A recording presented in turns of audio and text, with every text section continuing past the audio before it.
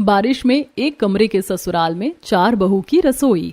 बाहर बहुत तेज बारिश हो रही थी। बादलों की गड़गड़ाहट और बिजली चमकने की आवाजें आ रही थी। छत से पानी टपक रहा था। फर्श गीला ना हो इसीलिए कमरे में बाल्टियां, पतीले और कटोरे रखे हुए थे जिनमें टप टप पानी गिर रहा था। चारों बहुएं अपनी अपनी रसोई में खाना बना रही थी। तभी चारू अपने हाथ में पकड़ा हुआ बर्तन जोर से जमीन पर पटकते हुए कहती है, माँ जी अब बस बहुत हो गया।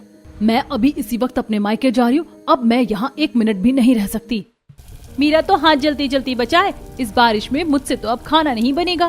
मुझे अजीब सी घबराहट हो रही है। मेरी तबीयत ठीक नहीं लग रही। मैं भी खाना नहीं बना पाऊंगी। अरे तुम तीनों का फिर से नाटक शुरू हो गया। जब देखो तुम लोग काम से बचने के बहाने ढूंढती रहती हो। जरा छोटी बहू को देखो। सोनल कमरे की खिड़की के सामने एक हाथ में छाता पकड़े हुए चूल्हे पर खाना बना रही थी। खिड़की से पानी की छींटें उसकी रसोई में आ रहे थे, पर फिर भी वो शांत थी।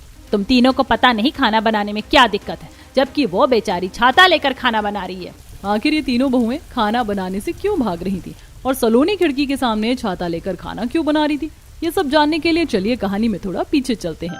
लता के चारों बेटे राघव, विराज, नील, हर्ष की शादी मंदिर में एक साथ चारू, पायल, अवनी, सोनल से हो रही थी।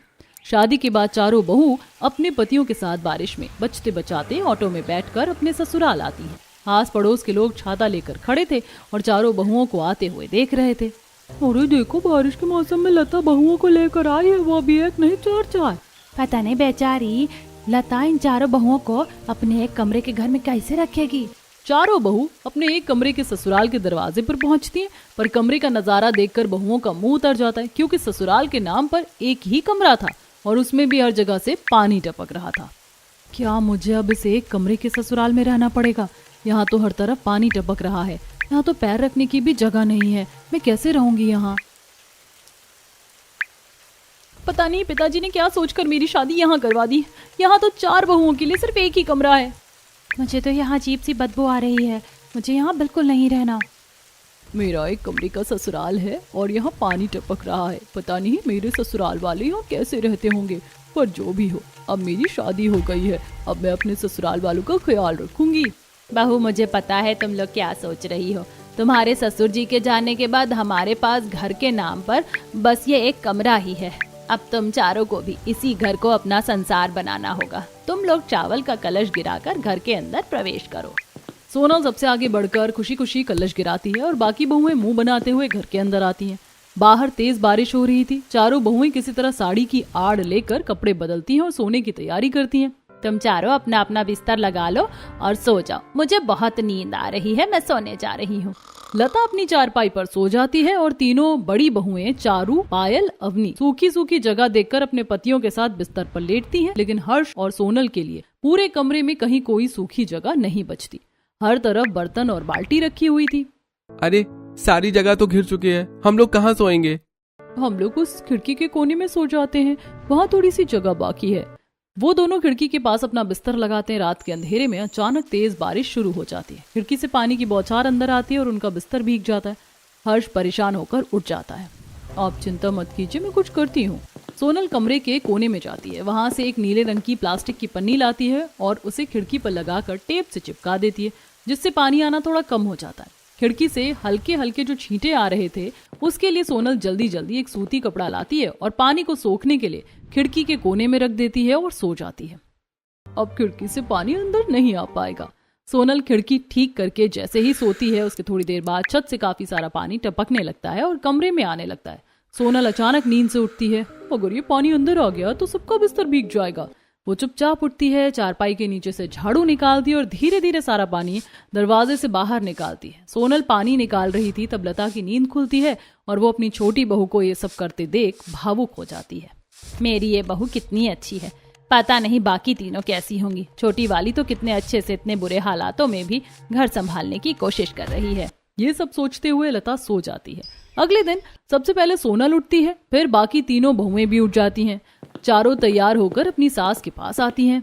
माँ जी, खाने में क्या बना दूं?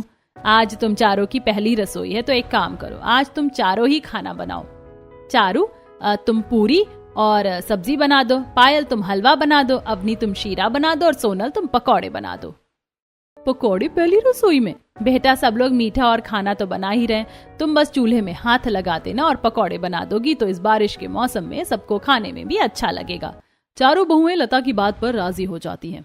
लेकिन रसोई कहाँ है? लता एक कोने में रखे छोटे से गैस चूल्हे की तरफ इशारा करती है। चारों बहू अपनी पहली रसोई का खाना बनाने के लिए रसोई में जाती हैं। मैं सबसे बड़ी हूँ, पहले मैं खाना बनाऊंगी। नहीं, मैं बनाऊंगी। मुझे तो सिर्फ शीरा बनाना है, पहले मैं बना लूं।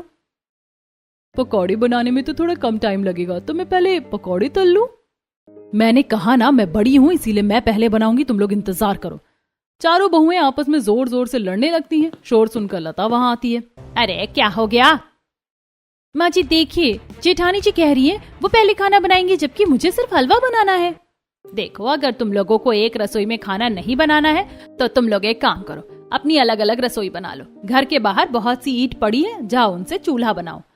चारू गैस चूल्हे पर खाना बनाती है और बाकी तीनों बहुएं पायल, अवनी, सोनल बाहर से पुरानी ईंट लेकर आती हैं और अपना अपना चूल्हा बनाने लगती हैं। दीदी, आप तीनों ने तो अपनी रसोई बना ली, मैं अपनी रसोई कहाँ बनाऊं? मुझे भी तो जगह दीजिए। अपनी जगह खुद बनानी पड़ती है, तुम देख लो तुम्हें कहाँ बनाना है, जाओ बाहर आंगन में जाकर बना लो। सोनल शांति से बाहर बरामदे में जाती है और अपनी अलग रसोई तैयार कर लेती है। चारू पूरी का आटा गूंथ रही होती है, तभी टूटी छत से पानी की एक बड़ी बूंद सीधे उसके आटे पर गिरती है। उफ, अगर मैं अभी पूरी बनाने जाऊंगी तो तेल छटक कर मेरे ऊपर गिरेगा और मैं जल जाऊंगी। इससे अच्छा है मैं मैगी बना देती हूँ। चारू पास की बनिया की दुकान पर जाती है, मैगी खरीद कर लाती है और पूरी सब्जी की जगह मैगी बना देती है। वहीं पायल सूजी भून रही होती है। अचानक बारिश तेज हो जाती है और रसोई के पास पानी गिरने लगता है।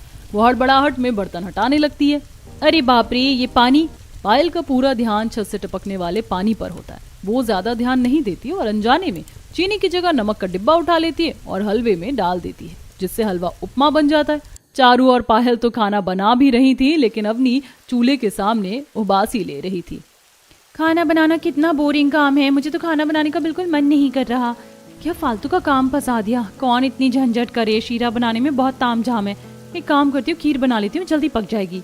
अवनी दूध गर्म करती है, उसमें चावल डालती है और चम्मच से खीर चलाने लगती है। लेकिन अचानक उसका ध्यान खिड़की पर जाता है और वो बारिश को देखने में इतनी खो जाती है कि चूल्हे पर रखी खीर पूरी तरह से जल